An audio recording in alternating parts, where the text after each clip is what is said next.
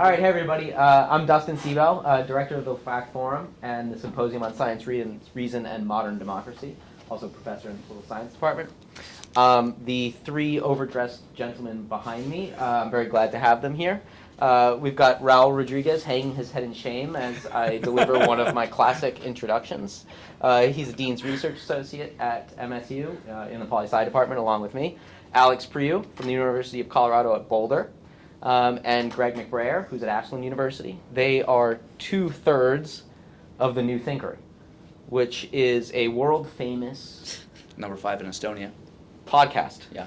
We're big in China. You can't tell, though, because they all use VPNs. Yeah, that's the reason. But if you were to remove the VPNs... Huge in China. They would probably be the #1 downloaded podcast in the world. You guys are actually... You can find their podcast on the same website that, like, Elon Musk is on... CNN. That's right. I mean, it's called twitter.com. Yeah. X.com.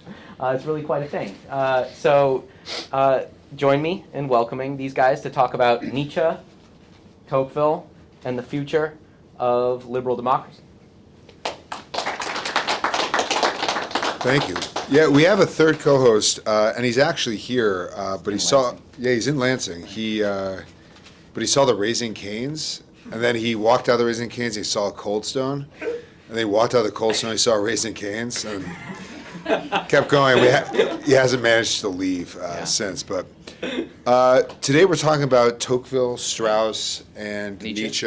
And we're talking about Raul Rodriguez. You're a Dean's Research Associate, right, in political science. You did your PhD at Notre Dame with the Zuckerts. And friends of the show. Yeah, friends of the show. You can tell us which one you like more later. Right. And Patrick Deneen. Not a friend of the show. No, he's not. Yeah. But you're working on a book right now, right? Yes. Called Redeeming Democracy, Tocqueville's New Liberalism. Yes, which was part of my dissertation with those people you just mentioned. Yeah. So I thought to start we could just ask why should people read to Tocqueville? Why is he still important?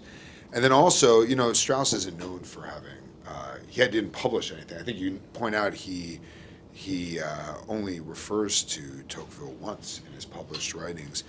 And as far as lectures, it's just a couple of these lectures in one course. So it's not somebody he seems to have spent a terrible amount of time with. And so you'd want to say, well, shouldn't we read other scholarship? Why is Strauss actually important to read on Tocqueville, despite giving him less attention? Yeah. Well, thank you very much for those questions, and obviously thank you very much for having me on the show. I've really been a fan of your guys' show. You're very funny and witty. Thank you. Thank you. And you have really important topics too. So not to flatter you before you attack me, but to your questions in general about Tocqueville, I think in many ways there's nobody more important to talk about or to think about, especially when you're talking about questions of liberal democracy or the crisis of liberal democracy. It's a very popular topic right now. People are saying that liberalism has failed. One of my former professors, Patrick Deneen, and so in many ways I was sort of influenced by Patrick and wanted to investigate this question of liberalism, and I thought that Tocqueville would be the best way in, and I think it's really helpful. And I've seen this a lot where a lot of students, they're very quick to criticize liberal democracy, and there's obviously many criticisms of liberal democracy, but sometimes they haven't read Tocqueville. And I think Tocqueville is one of the great defenders of liberal democracy. And so before you're willing to sort of get rid of liberal democracy, I think you have to think through Tocqueville. Does it bother you that he's French? Not at all, actually. Okay. I love all things French. Yeah, that was my second question. Is why should we listen to some foreigner? But I mean, he is one of those thinkers who's a critic, but despite the criticism, still manages to endorse it on some level. Yeah. Well, I mean, he provides an outside perspective. I mean, that's the thing, is that Americans will tend to love their country too much or hate their country too much, whereas Tocqueville can be an outside observer and kind of see the good things and bad things. And, of course, he's trying to bring it back to France as well. Yeah. It's something all Americans should probably read. So in addition to talking about Tocqueville, your paper that you had us read for this really talked about Strauss's interpretation of Tocqueville, and as Alex just mentioned, Strauss didn't really say a whole lot about Tocqueville, and you're really drawing a lot out of just maybe a couple of lectures that he did in a class. So two questions. First of all, can you tell us, maybe, I don't know if folks even know that Strauss's lectures are available, so maybe just that as a preliminary. Yeah. But then secondarily, maybe just lay some groundwork for us. What did Strauss think of Tocqueville? What were some of his key understandings? What did he learn from Tocqueville? What are his critiques of Tocqueville? Did he think that Tocqueville was you just give a very nice praise of Tocqueville. Does he share that praise, or does he have? You mentioned there's a funny story. Oh, yeah. Yeah. Hilarious story about you finding these lectures. Yeah, so I've always been interested in both Tocqueville and Strauss, and I always wondered, why didn't Strauss ever write anything on Tocqueville? And I was just doing research maybe like a week before I had to turn in my dissertation, and I happened to come across these bootleg Chinese website where there were these Tocqueville lectures, but there were only 1 or 2 pages on there, and I thought, this is really strange. Is this real, or is this just something that's been made up? And I emailed the Leo Strauss Center and I asked, do you know anything about this? And they said, no, we don't know. And I thought, okay, this is just sort of made up. Right. But then they came back a week later and said, no, actually, they're part of this larger course that Leo Strauss gave at the University of Chicago in 1954. Right. And so... It's pretty early, by the way. Though. Yeah, that's pretty early. When does he arrive at Chicago? He arrives there in the 40s. Yeah, okay. So But, he's I mean, halfway maybe. Yeah, and what's most interesting, I think, about this is that it's 1 year after the publication of Natural Right and History. And in many ways, this can be seen, I think this lecture course can be seen as sort of an appendix.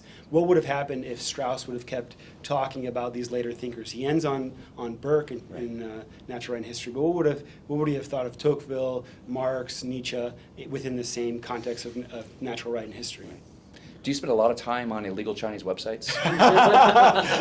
No, I try not to, but... Okay, fair enough. Also, that story was not that funny.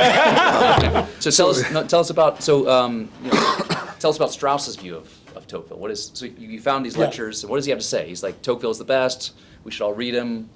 Well, at first, he says that every student of political science should read Tocqueville. And he's very important, has a great philosophic inheritance that he gains from other French thinkers.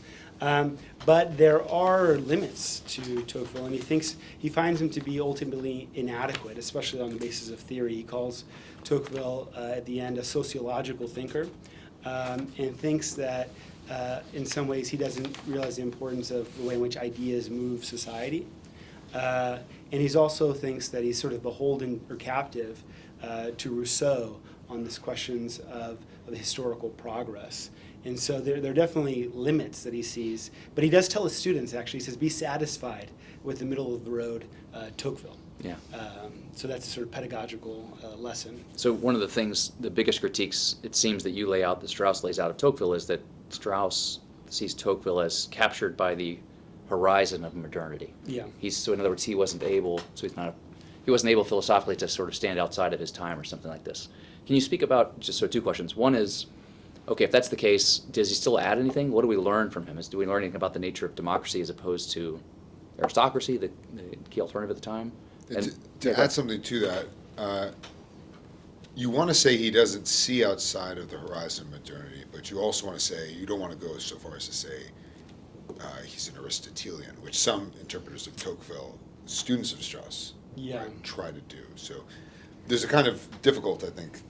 Yeah, there's a difficulty question. in the paper that I'm sort of wrestling with, too. I mean, one of the things, I was really quite attracted to this. Harvey Mansfield's one of the people that really points this out the most, and I've always been attracted to this idea that Tocqueville is a sort of Aristotelian. But what would that mean? Well, I mean, in particular, he thinks of him as not being a state of nature thinker, and that this is what makes him a new kind of liberal, is that he doesn't inherit the state of nature tradition. And I originally and I wrote an article against that, actually, in saying that Tocqueville is a state of nature thinker. And at first I just wanted to be contrarian, but now I've sort of come to agree with it more. This is how it works in academia. Yeah. You have to write. You got to make a name for yourself. Lesson for the kids at home. But where do you get the state of nature stuff in Tocqueville? Well, his memoir on pauperism. Okay. If you read there, it looks like he's got the second discourse, at hand. What I take to be Aristotelian, I'm not trying to answer your question, but what I take to be Aristotelian in Tocqueville is this notion that sort of the principle or the goal of the regime seems to shape fundamentally the way that people behave and talk, it shapes everything. Yeah. So the comprehensive way that the goal of the regime affects relationships between men and women, parents and children, teachers and students, even the way we walk, the way we talk, the way we sit, that strikes me as very much Aristotelian. Even human beings and animals too, right? Even animals, human beings and animals, their relations. the way that we treat animals so well here. Yeah. I see where you're going, but we were told to keep it PG, Alex. Sorry, that took me out of my Raul thoughts. has to recapture his thoughts. Yeah, go ahead. Sorry. I didn't say anything. Sorry, could you rephrase the question? Yeah, sure. I guess. Sorry. So the question that Alex and I talked about beforehand was, to what degree? So I'd like for you to lay out the case that Tocqueville is Aristotelian, and then maybe we wanted to press you a little bit on the notion that. So can you lay out Strauss's critique of that, Yeah. and then your response to that critique? I suppose is that the best way to frame that? Yeah. So, I mean, there are important affinities between Tocqueville and Aristotle. I mean, I think the regime question is Right. extremely important, but of course there's a radical break in a way, too, where Tocqueville says, well, there are only two real regimes, or two social states that he says. And those two are, Aristocracy and democracy. and that's an historical sort of contingent question. Like right now in the middle of the 19th century, those are the only alternatives available to us. And doesn't he say going forward that the alternatives will be authoritarianism and democracy, basically? Is Yeah, that not or right? equality with servitude or equality with freedom. Okay. But, I mean, and that's something that I've tried to argue, too, that Tocqueville, like Rousseau, sees men and women being sort of by nature free and equal at the beginning, leading to inequality and then back to equality. So, I mean, that's one difference. He's sort of more historical than Aristotle. Right. And he also thinks of human beings as being by nature free and equal, Right. where I think Aristotle thinks of human beings as being unequal by nature. That's fair. And But I mean, so just to, Yeah. I mean, one of the things, as I read you on Strauss, I thought one could make a similar argument against Aristotle himself, right? The polis is sort of a historically contingent kind of Yeah. way of organizing. Yeah. And so people who don't really understand Aristotle will say, well, why is he promoting the polis? It's only because it's the kind of regime or the kind of organization of communities that he sees in his time, when in fact there were alternatives. There was the empire, Yeah. there was the nation, these kinds of things. And so he's writing in the twilight of the polis, in a way. I think that's right, yeah. Yeah. And so I wonder to what extent one could say that maybe you can help us to see this. For Tocqueville, it's not that as though these two alternatives are the alternative. It's that these are the alternatives right now in the 19th century. Yeah. And how does that? I'm like you. I want to rescue Tocqueville from the notion of historicist. I don't think that that's historicist to say that at this particular moment these seem like the two dominant regime types. Yeah, well, let me It's give like you a practical Yeah, observation. right. let me just give you a quote. So there's Sure. Tocqueville is writing a letter to his friend, and he says, "I send you the father of philosophy." Some interpreters have said, some interpreters have translated that as Aristotle, but just as father of philosophy. Whether he means Plato or Aristotle is unsure. But Okay. he says you have to give your credit where credit's due to these ancient authorities, but it's a little too antiquated for me. I think we're kind of beyond that, and it's in some ways it's sort of a certain historicist. Oh, he does. He thinks we might be beyond that. Okay. Well, Oh, in all some right. ways that they're like we can't. We're a different time, and the lessons that he's giving us can only go so far. Hmm. So there is a certain historicist element to Tocqueville. That's early on, though. I mean, and then later on, that's the problem in his speech that he gives before the French Academy. There, he seems to have a much higher respect of Aristotle, Rousseau, Montesquieu, and he says this is what these ideas that these men have brought forth have made us what we are. This is a lecture that you said Strauss would not have had access to. Exactly. And so therefore it's a little bit, yeah, he wouldn't have been able to sort of anticipate this Tocquevillian strain of thought or something like this, yeah. No, I mean, Strauss also frames the ancient modern question in terms of the democratic theorists like Rousseau and Montesquieu to Tocqueville against aristocracy, which he says Tocqueville looked at through the sort of feudal contingencies Yeah. of European aristocracy, which he's clear that's accidental, that's not the essence of aristocracy. And he wants to actually set up the ancient modern thing as aristocracy versus democracy in a way, right? But then there's this this other side of Strauss's interpretation, which is looking at Tocqueville in relation to Nietzsche on this question of aristocracy.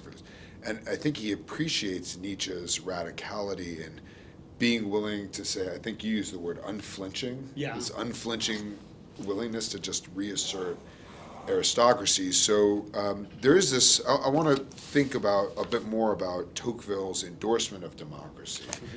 but also about Nietzsche's sort of reaction to the same phenomena. Because I remember the first time I read Tocqueville was after I was into Nietzsche. I was like, oh my gosh, this is so similar. I wasn't expecting this sort of thing. I expected just this discussion of the institutions, but it has a lot of that. So maybe one way to think about this is on what basis do Nietzsche versus Tocqueville and Strauss settle this question of whether to endorse or attempt to fight the democratic tendency of modernity? Yeah, so for Tocqueville, he says that democracy is sort of a providential fact. We have to accept it. And ultimately, he argues that it's a good thing, right? For Christian reasons, it's good. For questions of justice, it's more just. So we should simply accept it. I mean, he realizes that there's a certain lack of human elevation in democracy and that aristocracy maybe had a greater claim to greatness. But it should ultimately be accepted. And whereas Nietzsche, of course, has a radical critique of democracy and sort of argues that it leads to the last man and mediocrity, something that Tocqueville shares.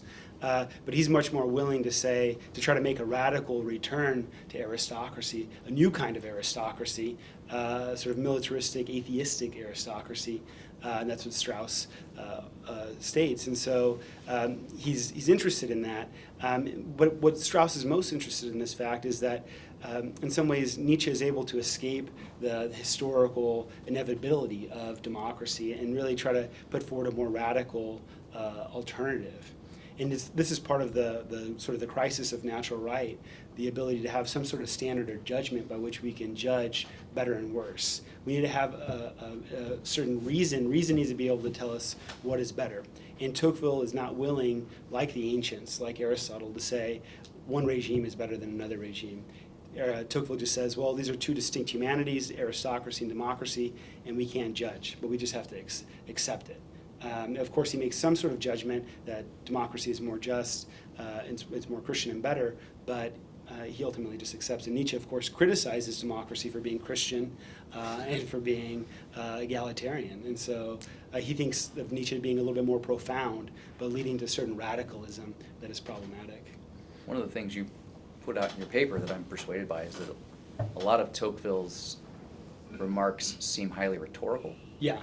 And so his ambivalence between democracy and aristocracy might not be sincere, that he might actually think aristocracy is a superior form of government, but that he doesn't see that having a serious possibility in the future. And so at least partly I think what he's up to is trying to get some of his fellow aristocrats to just accept that democracy. And by the way, this is true, like this is what happened in the 19th and then 20th century, right? Yeah. A number of governments became democratic. And so I wonder if his critique of, or his apparent ambivalence between the two is not actually his ultimate opinion. Yeah, I mean, I think there's definitely a rhetorical element to democracy in America, and he's probably much more in favor of aristocracy. But I mean, at one point, you said the providential fact, right? He thinks which means God, right? God's sort of in charge and making things democratic. But in one of the later chapters, he conflates providence with accident. Yeah. And so one could be inclined, therefore, to be like, well, he doesn't actually think that this is providential at all. It's just like this is the historical contingent. Yeah. Anyway.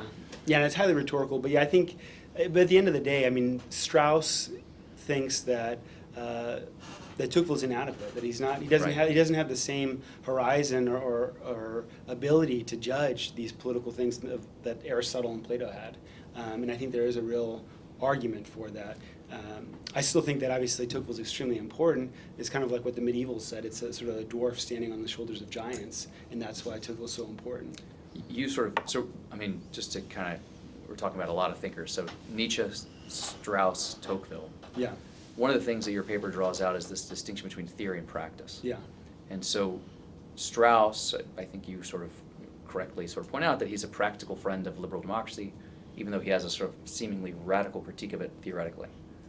Nietzsche seems to have a radical critique theoretically and a radical practical critique. Yeah. And where does Tocqueville fit in? For Strauss and you think in his own right, actually? Tocqueville? Yeah, where does Tocqueville fit in? Yeah. Do you see this theory-practice divide in Tocqueville as well?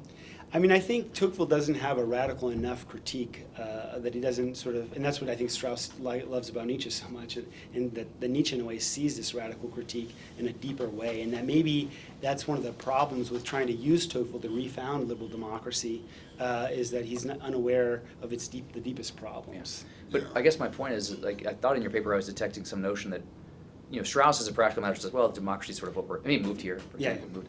I'm wondering if it is I thought I understood you to be saying, actually, Tocqueville says, if Tocqueville recognizes that democracy is practically just where we are, Yeah.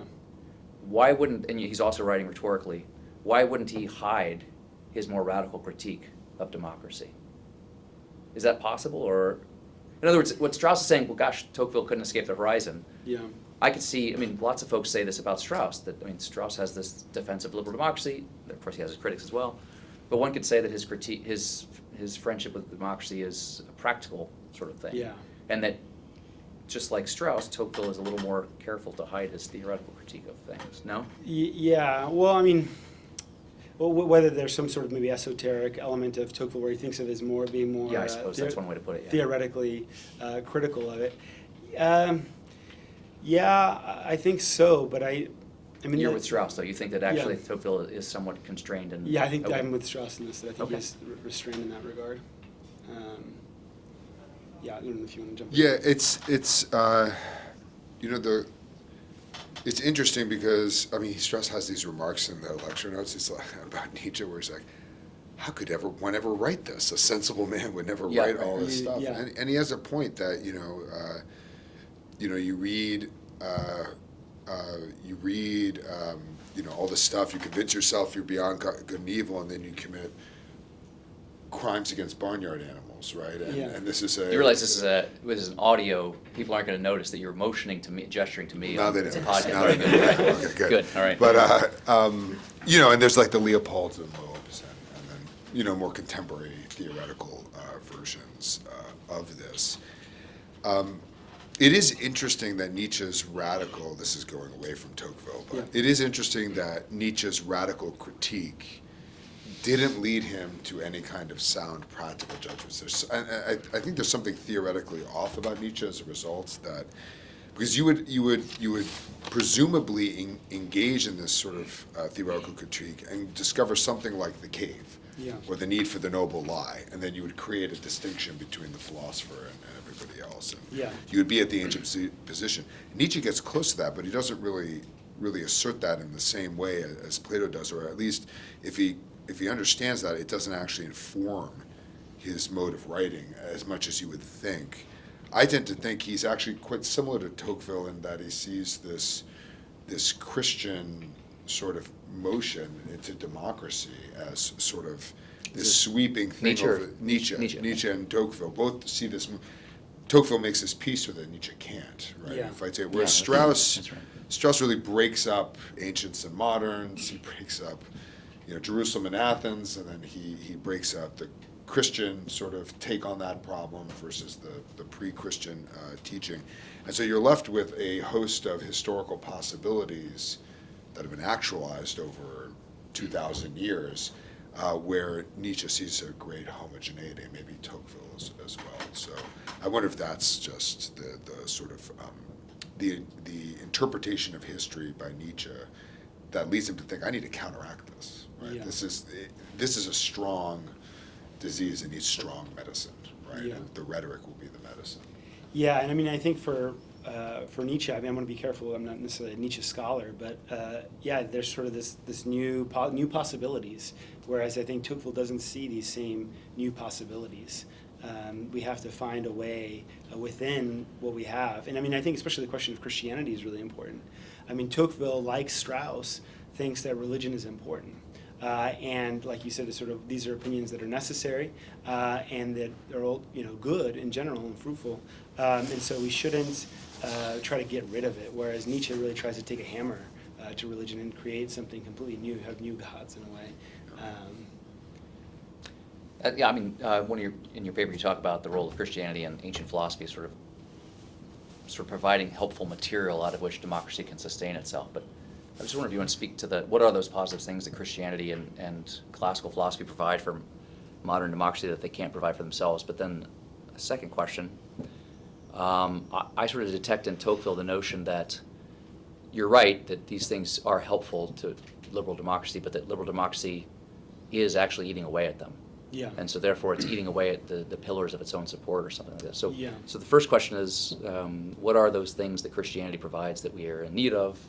And then, yeah, if I'm right, that Tocqueville says that we're eating away at those, then what will replace them, or what does the future look like, Raul? Yeah. Tell us. Well, I mean, Folks at home. I think for Tocqueville in particular, he says that everybody lives on dogmatic beliefs. You need dogmatic beliefs. You need to know that when you wake up out of your bed, you're going to be able to, touch the ground. Now, of course, a philosopher could question and radically question all of these Doesn't he things. say even a philosopher takes 1,000 things on trust? or Trust, something? exactly. And so that's human beings just need to have some sort of authoritative opinion about how they should live their lives. Okay. And so religion provides that.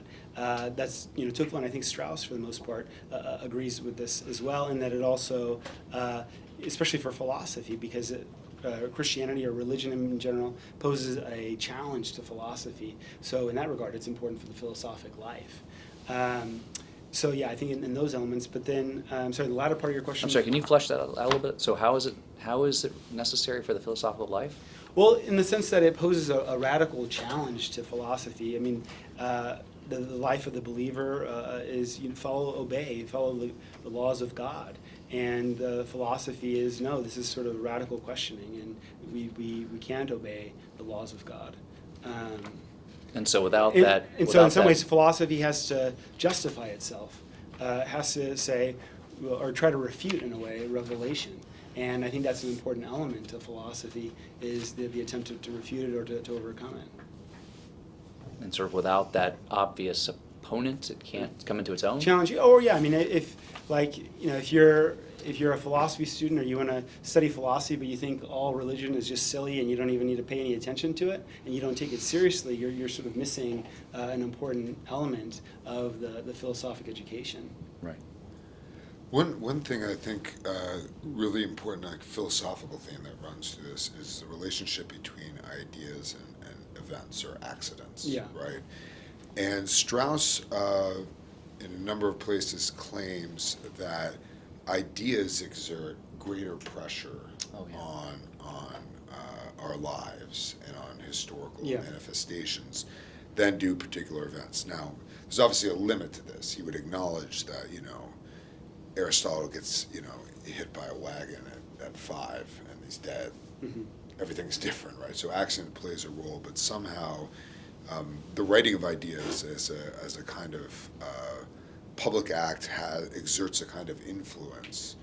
And it's a very difficult question, I think, just to even try to hash out, but maybe we could try to lay out the possibilities, because Strauss reads Tocqueville as saying that no, historical contingency exerts greater influence on ideas, mm-hmm. right? And this is a kind of modern historicist view. We're historically determined in the way our things. All of these are contingent on events. And then, so he presents Tocqueville on the other side, and you try to argue, and I think pretty persuasively, that Tocqueville's closer to Strauss than he seems at first. Though you hedge, I think, a little bit on the balance between these two, and whether it tips in the favor of ideas or it tips in the favor of historical accident. And it's a huge question to try to answer, but I thought maybe we could just discuss a little just bit. to amplify the accidents, or the historical accident, right? The very beginning is at the preface, actually, to Volume 1, where he gives this laundry list of examples. The last 700 years of human history have been nothing but moving in the direction of greater democracy. Gunpowder, right? It equalized the aristocrat and the villain. The printing press. He goes on and on. The way that one could buy titles of nobility greatly affected. So he gives these. So on the side of history is just these series of accidents or something like that. He does sort of, although it's providential maybe, he does give this laundry list right at the beginning of the Volume 1 about how here are these series of things that happened materially that change how we organize, that change how we live our lives. So that's strong right there at the beginning. Yeah, so I think, and this is just a really important question. What moves society? Is it ideas, or is it these historical accidents that come about. And so one of the things that Strauss says about Tocqueville is that he's too quick to minimize the importance of theory. Right. And what I try to argue in the paper is that, well, one could also argue that Strauss overemphasizes the importance of theory. And so I try to find an Aristotelian middle ground, I guess, and say that, well, I think I think Tocqueville is actually closer to the more middle position, where he does recognize historical contingencies, but yet he still is also aware of the importance of theory. But maybe he isn't as aware of the impact of theoretical ideas in the way in which Strauss is. And that's, I guess, where I'm trying to kind of hedge my bets, where he doesn't, he's almost there but not quite. And then in some ways, putting Strauss and Tocqueville together gives you a better understanding of I'm trying to think of, some of these letters and public lectures you mentioned, and then there's some letter where he talks about how deeply his thought was indebted to Montesquieu, Pascal, Yeah. Rousseau. There's a fourth, who am I forgetting? I think it was Kergolay, I think is. Okay. But, in Democracy in America itself, it does seem like there's not a whole lot of emphasis on, I guess with the exception of Descartes, maybe, there's not an emphasis on theory at all in Democracy in America, is there? Well, I think that's rhetorical. He's Okay. minimizing. You have to remember the historical circumstances. So he's coming after the French Revolution, and it's where all these radical people have been reading Rousseau and want to overthrow society. And so these post-revolutionary liberals want to minimize the importance, in Burke, and also want to minimize the importance of theory and emphasize the more practical elements. We were talking about that earlier today, Alex. Remember, just the notion that his trying to de-emphasize theory could be purely practical or rhetorical, like you're saying. Yeah. We saw what actually politics looks like when people are guided by pure theory, and it's 10,000 people with their heads on pikes outside of Paris. Exactly. So that's not very good. Yeah. No. Yeah. And it's interesting, if you take the Rousseauian position, right, man's happiness is like in a pre-discursive state, right? And reason's a later development of human history, right? An attempt to sort of wrestle with scarcity. And so as the later development, if reason is the later development and is tied up with man as a social being and man as alienated from his original happiness, it's not far to get from there to a blame of theory, right? And a blame of it. And so, you start to look at philosophy almost as necessarily ideology. Now, Rousseau wants to take another move, which is to say, no, there's this other discursive life, such as I'm living, that's free of the societal trappings. But you can easily get into, and you can see this with the French Revolution and afterwards, you can seriously get into an increasing power of reason and therefore philosophy in the form of ideology. But then also a backlash as well. So he might want to hide to a certain degree his own philosophic debts for the purpose of just presenting himself as an analyst of events or something like that, or tendencies.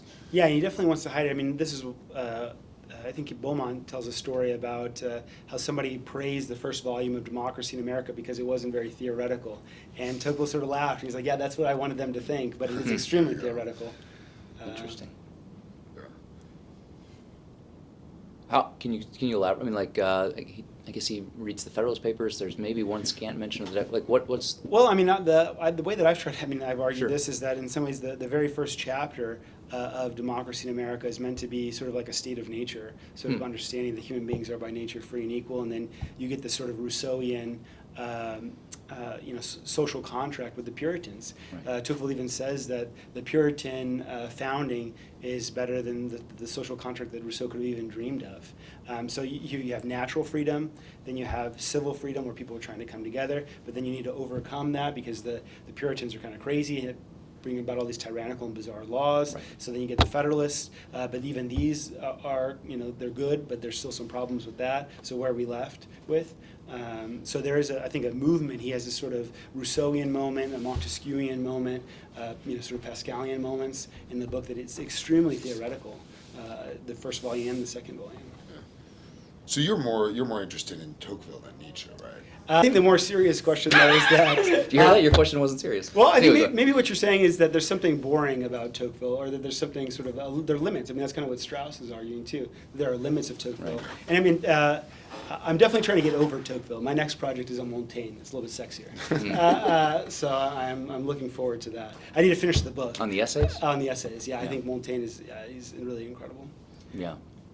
The middle essay is online? No, it's on Telling the Truth? Superfluous Frivolity. I don't forget what it is. I think it's online. Something like that. Yeah. Anyway, The- and that's your teacher didn't he do Montaigne? or Montaigne, no? yeah, Ben Stewart. He Yeah. was a Montaigne scholar, although Right. he's sort of, in some ways, in many ways, I'm trying to respond to. Maybe this is you're always your academic career. You're always trying to respond to your former professors and try to say why they were wrong. So in some ways, this project. My students always just Ben fawn Stewart over. will fight here this out. I don't know what's left to talk about. There's a bunch of fun stuff. Should we take some? You want? I'm just trying to, as I read this, I sort of thought, most of our audience, so we're sort of as you can tell, we're not very serious, but we try to be serious sometimes, and we've done a number of episodes on Strauss. Alex and I both are students of Strauss. When I read your paper, I sort of thought, man, this is the first time I read something where I thought Strauss was wrong about something. Just seemed incorrect to me. And then I sort of thought, well, okay, maybe he didn't have access to some of these writings that you mentioned. It was only in class. He was only teaching it, so maybe he can be defended in that regard. Like they didn't publish this, in other words. And I've taught all kinds of crap that I don't actually believe, just because it's Thursday and I'm hungover and trying to I'm like, all right, this is what Nietzsche said, right? I don't know if that's true. And so yeah, and so There's a real sobriety to Strauss. I'm just for the record, I'm usually sober when I teach. Just for the record, I don't want anybody getting the wrong idea. Just hungover. Never do this. Yeah, I know. Yeah, that's right. So one of my questions, one of the other things that he seems to get maybe wrong to me is that you point out this on page 17 of your paper that Strauss argues that for Tocqueville, freedom is a summum bonum. Yeah. And I can't help but wonder if Tocqueville is working rhetorically or sort of trying to be somewhat esoteric. And I'm somewhat persuaded by that.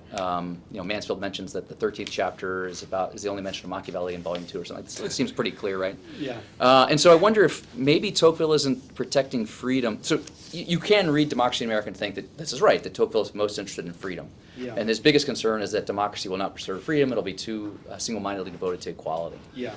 And according to Strauss, that he's insufficiently therefore attuned to virtue or excellence. Yeah.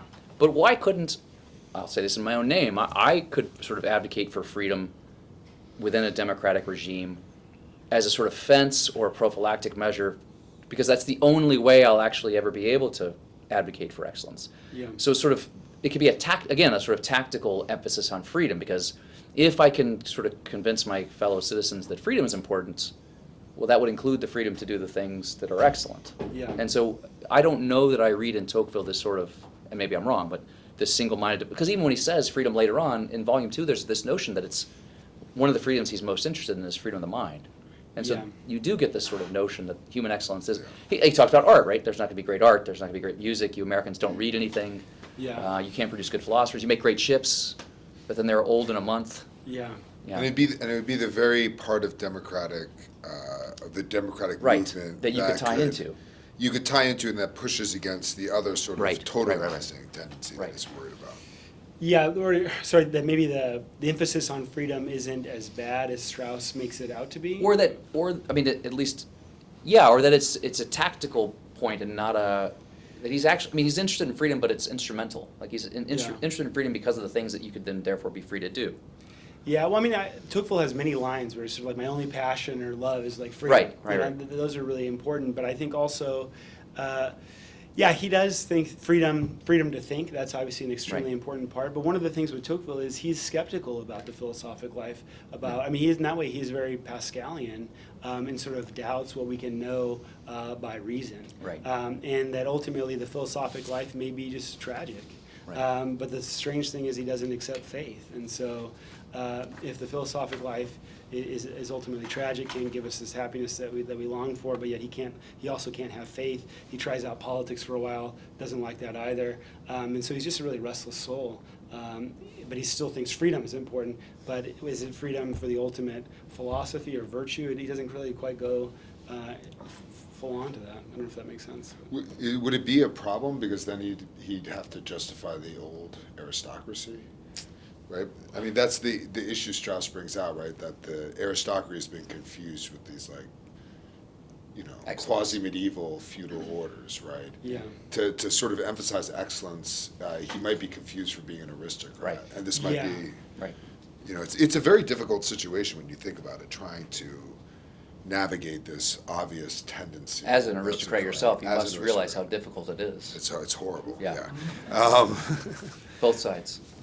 yeah, it seems like you would have to somehow find a way to. You'd have to endorse it on some level to avoid the confusion. I don't know. Yeah, maybe for the rhetorical reasons. How was he received by other aristocrats? Like, what did they think of him? That's a good question. I haven't really focused so much on the reception of other aristocrats. I know that a lot I of guess people... we're done then. Sorry, I'm too democratic. No, I mean, everybody sort of praised him. They saw this as the new sort of Montesquieu, the sort of the spirit of the American laws. So there was extreme high praise throughout for Tocqueville. But on this question of aristocracy, I guess...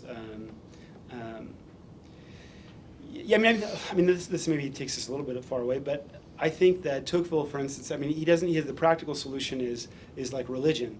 You make people more religious; they should be politically involved. Associations, that's a big part of the solution. But there isn't like a return to like virtue excellence, and that's what we really need to return to. And that's, I think, what's so important about Strauss. For Strauss, is what will save us. Isn't sort of this faint-hearted belief in religion or associations or anything like that, but in some ways it's a return to the fundamental questions and a return to the great books. And that's something that Tocqueville is aware of. He realizes like learning of the classical education is important, but he doesn't emphasize it as much and doesn't see it as a solution for the problems of liberal democracy quite as much as Strauss might do, or even his students have thought to do. Well, he does talk about the necessity for this, there has to be a class of people who study Greek and Latin, for example. Yeah. And then, I think he puts it in the wrong class of people, but he does talk about his hope that lawyers can provide a kind of aristocratic element in democratic society. Yeah. So he does seem, in this freedom of the mind sort of thing, and even just alert, I'll just speak in my own case, quite frankly, that, the first time I read Tocqueville, I was so deeply offended because I was only reading Jughead magazine, obviously, at the time, and when he talks about how uneducated and I don't think Philistine... it's a magazine; it's a comic. What did I say? Magazine. Well, that's the lowest. Are you route. reading the adult? I'm reading the adult All right. version of Jughead. It's a periodical. Comics. It's a deeper dive into Jughead. It's got a centerfold. That's right. And I'm being somewhat facetious, but the way that he calls us out for our intellectual poverty. Yeah. It struck me, and it made me feel embarrassed, and it worked. I was like, oh, I should read. I didn't understand anything, but Yeah. I read books and put them on my shelves. Yeah, the intellectual mediocrity, that's a real Right, problem. right. He calls us Cartesians who have never read Yeah. Descartes, and so we radically doubt things, but we don't really take the time to think about them. Yeah. So there is a certain... Because in Strauss, in other words, I guess what I'm saying is, Strauss's project, if there is a project, seems to be very limited, right? Like a handful of people will go to these universities, they'll study these books, maybe we can keep this thing alive. Yeah. And Tocqueville's project seems somewhat limited too, as well, right? Only a handful of people will go and study Greek and Latin. I hope that they do. The best universities should. Yeah. But that's almost, that's almost the same exact sort of prescription, no? They definitely, education is always Yeah. the key thing, right? Yeah. In any political philosophy. And I think Strauss also, there is, in German nihilism, he has these remarks about Right. The failure of teachers. I think he was trying to create Right. better educated teachers and have some... He had in mind this podcast, is what you're Exactly, saying. yeah. Yes. Some marginal effect on the university. Yeah. And to some degree he did. Yeah. He helped revive the history of political philosophy as something worthy of serious study. Right. Even people who fight him are forced to, Yeah. suddenly write about Xenophon And what's all of a key- yeah, sudden. right. And thinkers Sure. they didn't take seriously for so long. And to a certain degree, that does inject a dose of political moderation. Right. If you're reading all these philosophers as somehow dealing with circumstance and seeing themselves as having marginal effects, it gives you a kind of sobriety about politics that pushes against the sort of ideological excesses of modernity. And right? the other sort And of that's a kind of practical political project that you wouldn't get at first glance from a guy who just writes books on books. But Right. the general theme and impression you get from this is one of practical moderation and lower expectations from politics. I've not written anything on Tocqueville, but I have studied him a great deal, and is it fair to say? It's curious. Like Strauss seems to be saying, Tocqueville's not that interesting. He's not that theoretically interesting. This, that, and the other. But Straussians, by and large, all read Tocqueville. Tocqueville, yeah. And they all study him. And so that, I mean, how do we explain that? That's sort of a curiosity, it seems. Maybe it's because you've only recently unearthed these 2 lectures and now we're all going to quit. No. Well, Yeah, by the way, this guy says unearth like 20 times. It's like on leostrauss.com. Like, they're there for everybody. Very, very difficult. playing the find. academic game. But no, well, at the time when I found them, they were unpublished, actually. They were just An published. illegal Chinese website. Oh, that's Yeah. right. That's right. Yeah. They were just published. But no, I'm going to take it out of my... No, you should leave it in. It sounds great. Sensationalizing. No, but I mean, is there a serious question there? Like, Yeah, why well- does Straussian study Tocqueville if Strauss himself doesn't think he's that serious? Well, I think they're just really close affinities. I mean, I think they both see the danger of theory in practical life. They see there's this affinity between the importance of religion, the questions of political science. Sure. I mean, so there are these things that are just natural. And of course, he taught this course in 1954. Probably had students that became interested in Tocqueville after Right. this, and then taught it, and then it kind of ballooned out of there. And then also, Strauss wrote so much on everything, but he didn't write on Tocqueville. And so some of these Straussians think, well, okay, I'll write something on Tocqueville. Okay. I think Fair that's enough. part of the reason. Yeah, that seems fair. And we're all, most of us are American, so there you go. There you go, yeah. No, it is. I do think, to go back to a little bit, and maybe we can start to wrap up around this point, but to go back a little bit to the question of historical contingency versus the theoretical side, it always struck me about Tocqueville that his 2 major political works are Democracy in America, so it's looking at democracy in this manifestation, and then L'Ancien Régime et la Révolution, which, right, any Frenchman says, oh, that's the old regime, Yeah. and then the French Revolution.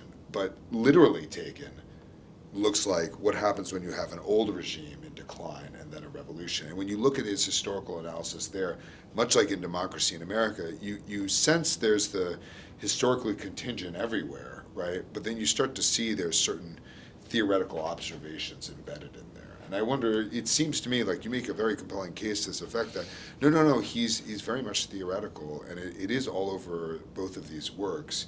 But often it is suppressed, and it looks like you're just looking at like historical events. So I mean, if I'm convinced to a certain degree that Strauss, didn't spend as much time with this, and he maybe didn't give Tocqueville his theoretical due. It also seems like Tocqueville just didn't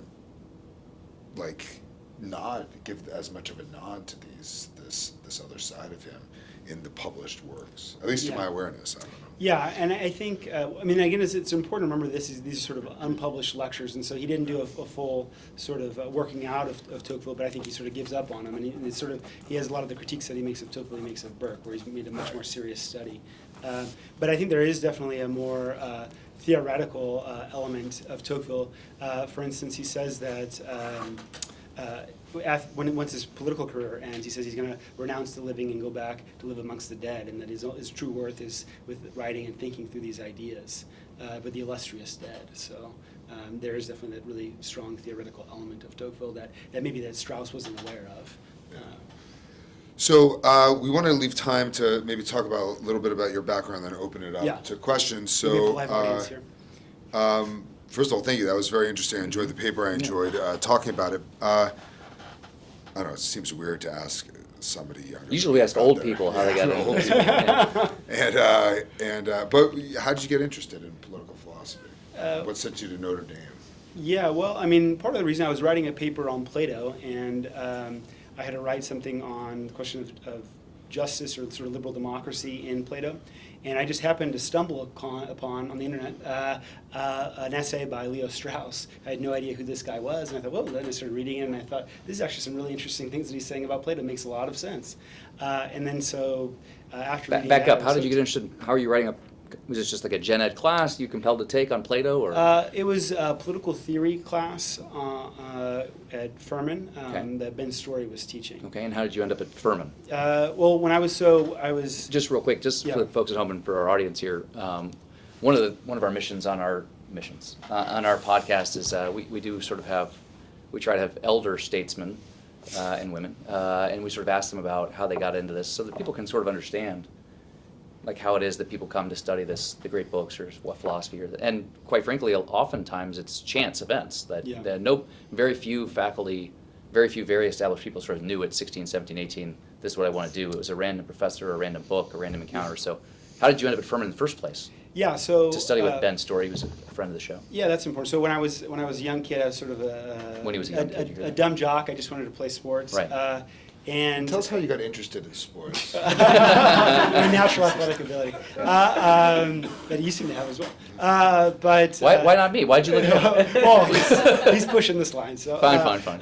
But no, so I was waiting tables at a restaurant because I needed to have my father had moved away. My parents were divorced, and my father moved away from our hometown because the restaurant that he was running didn't work out. And I wanted to stay there, and my football coach said, "Well, you can come live with me." And so I lived with him, and I was waiting tables to try to sort of, take my high school sweetheart out on dates. Did he also mention that you were handsome, or was that just? No. Okay, I'm just. But I was waiting tables, and this Southern woman came up to me and said, "Hey, do you play football?" And I said, "Yes, I do." And then I started talking to her, and she realized that I was a sort of charity case and wanted to help me, and for Christian reasons. And so This was in New Mexico, you said? This was in Los Alamos, New Mexico. And so then she said, "Well, you should go check out this college in South Carolina." It was actually a Baptist school. Sure. That was nearby Furman, but on the way I saw Furman. I thought, "Oh, that's a beautiful, it's like the country club of the South. I want to go there." New Mexico's so dry, and South Carolina looks so green. Yeah.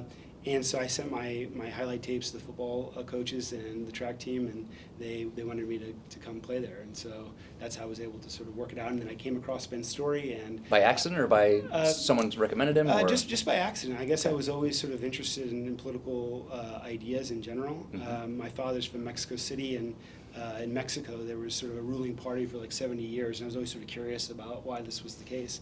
So I was just interested in politics, and I took a political theory class. I didn't think I would really like it that much, but then I sort of fell in love. I was corrupted in a way, and I hung the cleats up and picked up the books, and I've been absent-minded ever since. So. Very nice. And so then Story was one of your teachers? Yeah. Ben Story, but his wife, was she also one of your teachers then? His wife, no, Jenna Story was not one of my teachers. She was there at the time, but just mainly Ben Story, Ty Tessitore. Oh, yeah, sure, an Ty Aristotle Tessitore, scholar. sure. Yeah. I read the ethics with him. Very nice. And then they suggested that maybe I should go to graduate school. And I actually went to go be part of Teach for America for 2 years before that. Where'd you go?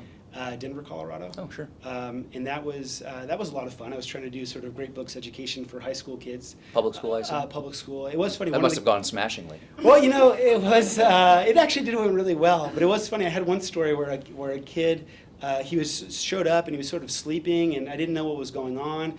And I took him outside and I asked him, and I said, "Hey, why aren't you doing the readings? Is everything okay at home?" I thought there were some family issues. And he said, "Mr. Rodriguez, I really wanted to do the reading tonight, but I was so busy staying up reading Aristotle's Metaphysics that I just couldn't do my reading."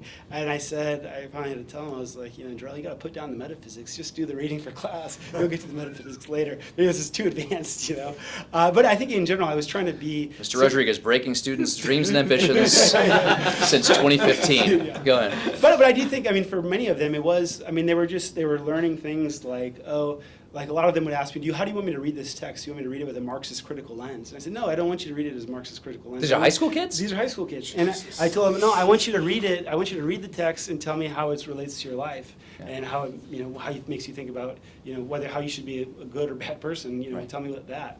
And I think the kids really loved that, actually. And I think hopefully it was for the better. And then you went straight to Notre Dame after those 2 years? Yeah, so then I went to Notre Dame and worked with Michael and Catherine Zucker, Sure. and I just really enjoyed my time there. I learned a lot, and I'd recommend it to a lot of people, actually. Very good. All right. Well, do you want to... Any particular books that stood out to you early on? Yeah, obviously Tocqueville from the very beginning, Sure. but Aristotle. The one thing that I did pick up a lot when I was there I learned a lot about the American founding, the Federalists, the At Furman? Anti-Federalists. Sorry, at Notre Dame. Okay. With Michael Zucker at Lincoln. Sure. But then also Catherine Zucker, she offered a course on self-knowledge, and that's where I read Montaigne's essays, and that's where I really fell in love with Montaigne, and that's why. So I want that to be my next project. Very nice. Nice.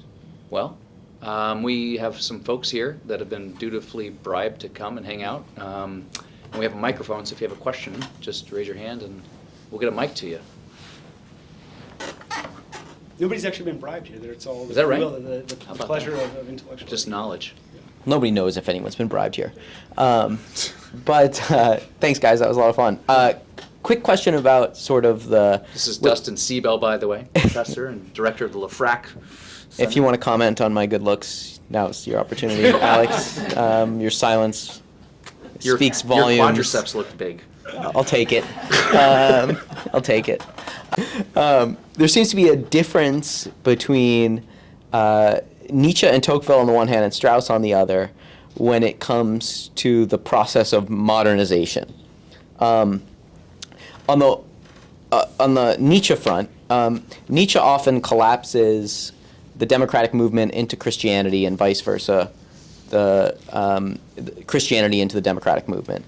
And at the same time, he suggests that the reason why secularization has taken hold, one reason why God has died, maybe the main reason, is, I mean, it's overdetermined, there's lots of reasons, but one of the main reasons is that the Christian God supported a specific morality, Christian morality, and Christian morality puts a great emphasis on truthfulness.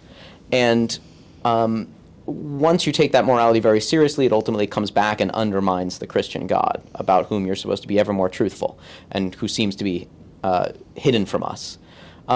So in the case of Nietzsche, you see a way in which modernity is the outgrowth, a complex outgrowth of Christianity, both on the democratic front and on the secularization front. And similarly with Tocqueville, right early on in part 2, you have Bacon and Descartes and subsequent modern philosophers, but they are preceded chronologically by Luther. And Luther is ultimately a kind of modification of the teachings of Jesus Christ. So there, too, you have a way in which modernization is ultimately a kind of modification of original Christianity.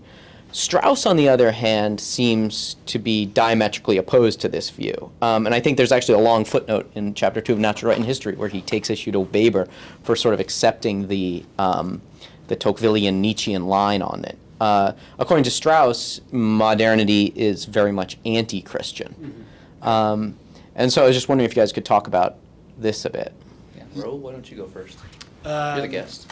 Well, can I punt it to you guys and I'll come back? Sure, go ahead, Alex. It's right. He poses in many places this idea that modernity is secularized Christianity, and it seems that way. Like if you read like Bacon saying, "Cultivate the truth in charity," you're like, oh, that sounds very Christian, and it all looks just like it's.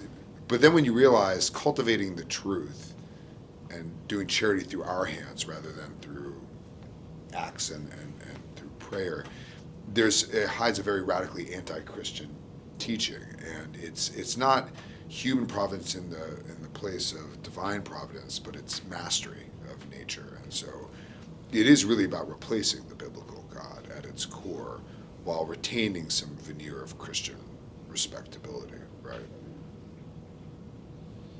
Is that what you're drawing at? Yeah, that just something like that for Strauss, modernity is very much motivated by anti-Christian sentiment, and is to be understood more as a kind of more in terms of a fight against Christianity than as a evolution of it. Yeah. Yeah. Yeah, and I guess to jump in here, so I mean, I think that's one of the things for Nietzsche and for Tocqueville, they see Christianity as sort of being a sort of transvaluation of all values. Everything has changed. Of course, Nietzsche thinks this is bad, Tocqueville thinks this is good, but they don't see, like Strauss sees, that actually this modern project could be sort of anti-biblical, and it's really an attempt to conquer and overcome Christianity or religion in general. I'm not sure about Tocqueville. That's been my only caveat there. I'm just not sure that that's right about Tocqueville. Again, I wonder if it's rhetorical or. Yeah. I still haven't made sense to my own satisfaction of this reference to Machiavelli, for example. Does he see that Machiavelli is doing something serious? Yeah, well, I mean, and even in Tocqueville's footnotes, he does realize that there is, there are sort of these two poles, sort of a life of obedience and faith and philosophy. So there is a sort of Straussian element in which Strauss sort of emphasizes these two radically different ways. And so he is certainly aware of that. But I do think he sincerely believes that Christianity transforms society for the good and that liberal democracy is a product of Christianity. I don't think he sees the same things that Strauss sees of liberal democracy or liberalism in general just being a product of a movement, a radical rejection of Christianity. Very good. Other questions? This is Tobin Craig, also professor here. Yeah, hello. Who Thanks. refuses to be on the show, by the way, for the folks who don't, but fine being a guest. Question? Plenty of it. Principle. Right. Plenty of evidence for the considerations that I adduced for my refusal have been on display. I should have refused. So, yeah, thanks a lot, Raul and Greg and Alex. So I want to hear a little bit from Strauss on Tocqueville because I didn't get to hear anything, and I was hoping for some juicy quotes. And so if I can try and draw those out, but let me just preface with a bit of an observation. It's so striking that Tocqueville, Nietzsche, and Strauss all seem to have the view that democracy stands in need of some kind of a corrective so as to keep alive certain of the highest human possibilities. And that's certainly something that Strauss was very concerned with, and you see it most vividly in his two essays on liberal education. I think especially of liberal education and responsibility, I think the conclusion of that one, but I think both of them, if I remember correctly. And so it's somewhat surprising for me to hear that Strauss doesn't see in Tocqueville somebody who is sharing this concern and who, unlike Nietzsche, retains a kind of political moderation, which seems to be something that Strauss commends again and again as a corrective against certain of the bad tendencies of the particular moment. So just that as a way of prefacing an invitation to hear some remarks of Strauss on this matter. We should let Raul probably give the answers, but there's at least this one praise that you mentioned at the beginning of the course. He offers a high praise for democracy in America, calling it perhaps the last great work of political philosophy in the original sense. So there's this, it begins with this very high praise, but I'll find a couple and see if Raul or Alex want to compliment it. This is on page 12 to 13. He argues that Tocqueville, this is Raul. Raul says Strauss argues that Tocqueville follows the modern tradition by diminishing the power of theory and reason to determine what's best. This early modern rationalism and its natural rights discourse was, quote, based on a subordination of reason and of the intellect to something non-rational, non-intellectual, sub-intellectual, the fundamental needs of man and sentiment and so on. Later thinkers like Tocqueville radicalized this tendency. Do you have some other places where you want to highlight some of this critique? This was not quoted in the paper, but I thought it was very interesting when I was reading these lectures, which, by the way, I recommend to everybody. He talks about Burke, Paine, Marx, Tocqueville, Nietzsche. Yeah. Right. And there's one particular passage, and a lot of Rousseau too, where he traces Rousseau to Marx via Hegel. That's really just brilliant. It's the kind of stuff you just don't read in any of his post-writings. But here's an interesting, I just found this kind of fascinating as a critique of Tocqueville. He says, we're confronted with this alternative to make an extremist movement like the French Terror of 1848 or some respectable democracy of the Anglo-American type. And that is the problem. That this is the practical problem would be a defensible position. I don't know whether it is even the correct position because this notion of the mild paternalistic end, which Nietzsche too had, is based on a very grave delusion that social influences of any kind can really extirpate the fundamental beastliness of which man is unfortunately capable. The clear optimism, even here, for which we may be said to have paid a very heavy price in the 20th century.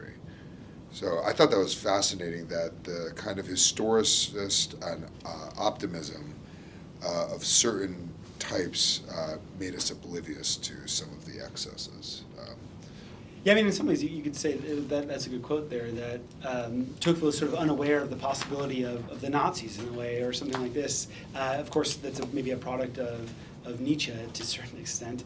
But I think Tocqueville does see that the historical movement, I mean, even today, it is much more, like the way Tocqueville described it, is much more humane and sort of moderate, and it's not as radical as that. So even though Tocqueville maybe didn't see these things, it's on this, he doesn't see the downward slope sometimes of this, but he sort of sees the overall trajectory. And there, I think there's a great insight to Tocqueville. Any other passages worth pointing at to? Yeah, sorry, what was in the I wanted to hear passage- some of the juiciest where ones? Strauss says Tocqueville is limited. Yeah. I mean, I have one, the one about value neutrality, that's kind of interesting. Yeah. It says, I raise this one question. Why does Tocqueville decide in favor of democracy, seeing this grave problem? The first answer is that he doesn't decide. Yeah. He doesn't decide. Someone else has decided for him. Yeah. And he says Providence has decided in favor of democracy. And so he reaches the following conclusion. The last word, almost literally the last word in the book of Tocqueville, is that the question cannot be decided. There are two social systems, aristocracy and democracy, each with its peculiar merits and peculiar defects. And we have to accept the one because it has been victorious, or to use the religious language of Tocqueville, because Providence has declared in favor of it. If we consider an attitude such as that of Tocqueville, we understand better the human roots of the present attitude of the social sciences toward value judgments. Here there is no notion of scientific method and so on, which influences Tocqueville's hesitation, but there is an inability or unwillingness to make a decision between two social systems. And he goes on to say, this is something like what you get in Max Weber. You're shaking your head. You don't agree, Tobin? Well, no, and I think just to follow up on that, I think that's really one of the important critiques that Strauss has. He says, he doesn't see any criterion for deciding the ultimate superiority of one or the other. He says he calls it a very balanced and moderate relativism. And I think this relates back to this concept of natural right, this crisis, this inability to say, well, no, reason can give us the criteria by which we can decide better or worse. And he sees Tocqueville sort of falling victim to this historicist sort of mentality.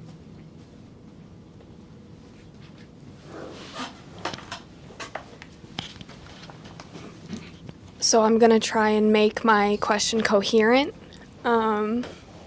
because you guys have been in this game a lot longer than I have. But It's a polite way of saying we're old. it's a polite way of saying I've only studied philosophy for 3 years. Okay. But because I know Tocqueville and Nietzsche, like their lifespans overlapped, correct? And I was wondering if Tocqueville responded to anything Nietzsche says, because Tocqueville is essentially doing everything that Nietzsche despises, because he's creating this doctrine based off bias. And like Tocqueville believes democracy is corrective, and Nietzsche says that's exactly the danger of this, herd mentality, because it diminishes the human spirit. But they both seem to end up with the individualism that we will be forced to accept. Like Tocqueville said, you'll go to the solitude of his own heart once you're in democracy, because it turns into like an individualistic thing. And Nietzsche says if you truly want to be a free spirit, you must individualize yourself. So I was just wondering, because Tocqueville diminishes the power of theory and reasoning, but Nietzsche emphasizes it. So do we have any, did he ever talk about it, or did he ever kind of admit to that, or is there any, do you understand the question I'm kind of asking here? So, if I correct me if I'm wrong, but Tocqueville is a little bit older Yeah. than Nietzsche. Yes. And I recall once looking this up, and Nietzsche mentions Tocqueville only twice, according to the digitalized version of Nietzsche. And Wait, sorry, Nietzsche does mention Tocqueville? Yeah, just in Oh. his notes, once in a letter to Franz Overbeck, and once in his fragments from 1885 and 1887. So the one is the most subtle heads of the preceding centuries, Hume Galliani, all were familiar with state service, likewise Stendhal, Tocqueville. I don't know what to do with that, but and then he's talking about another one is the problem with the school of Tocqueville. So I mean, there's not much to go on, but you know, but I would agree, right? That he would find something about Tocqueville Really problematic. really problematic. Yeah. Like he doesn't realize that he's contributing to this thing. Though I think Strauss might say, like, Nietzsche, it might be a sign of what happens when you act like this movement is just okay. You get this counter reaction, and you see it with Nietzsche. You see it with figures like Carl Schmitt, Ernst Junger, and other German thinkers, Heidegger, where they are so disgusted by liberalism that they want some kind of redemptive political movement, and that redemptive political movement has to be correspondingly severe to the laxness, and so, you know, it does provoke this, and that might be maybe what he has in mind in that remark, that you're just being too optimistic, you actually promote the counteraction, the very thing you're trying to avoid with your optimism. You have to create some room. So I would recommend Tim, and I think this would help you too, Tim Burns' book, Yeah. where he makes a lot out of Strauss's modern references to technology. Churchville as an aristocratic possibility within liberal democracy. That, I think, starts to create a place where you can articulate a vision of liberalism that can satisfy these desires, right, lest they become sort of unruly and undisciplined and uneducated. And do you know anything about that type of liberalism that can satisfy? Yeah, I would take Churchill as the example Strauss gives. I would suggest you read on this German Strauss's essay German Nihilism, but also Tim Burns' book Democracy, Technology. Technology, and something in Strauss. I don't know. Tim Burns, Strauss, Technology. There's a great episode of a podcast called The New Thinkery on it. 2 episodes. 2 episodes, that's right. He just kept, yeah, that's right. 2 episodes. I'll just respond quickly. Yeah, I mean, I think for Nietzsche, it obviously offers a very radical critique of liberal democracy, and Tocqueville offers a much more moderate one. But the thing is, I think Tocqueville has a certain common sense. He sees that there's something good about like associations, family, religion, whereas Nietzsche is just so radical. I mean, Nietzsche was a very sad man. I mean, not to say that should be the determining factor. Tocqueville was very restless too, but there's just certain things that he just he takes away from ordinary human life, whereas Tocqueville sort of, like Aristotle in a way, goes down to ordinary human life and sees the virtues or the good things that can be found in it, whereas Nietzsche is so radical, which is obviously illuminating, but also problematic because it misses certain commonsensical things. I have a small point on the sadness of Nietzsche's life. This is not chronological, but if you've read The Brothers Karamazov and you've read The Grand Inquisitor, the part from that, and one of the stories that Ivan tells about the horse being whipped to death. Oh, yeah. And it's just a weird curiosity of history or fate or whatever that, I don't know if you've heard the story that Nietzsche went crazy. And he went crazy when he saw somebody beating a horse. Just a weird coincidence. Maybe if you believe in providence, it's not a coincidence at all. Yeah. Well, yeah, Chesterton says that, like these absurd ideas end in an absurdity, and that's what Nietzsche ended in. Yeah. I mean, that's sort of a very cruel sort of attack on him, but. Yeah, he also had syphilis, probably. Syphilis. That also doesn't. Chesterton? That's really out of character. I think that's a good note. That's a good note to end on. All right, Thank you, so Thank much, you very guys. much. Great. Thanks, Raul.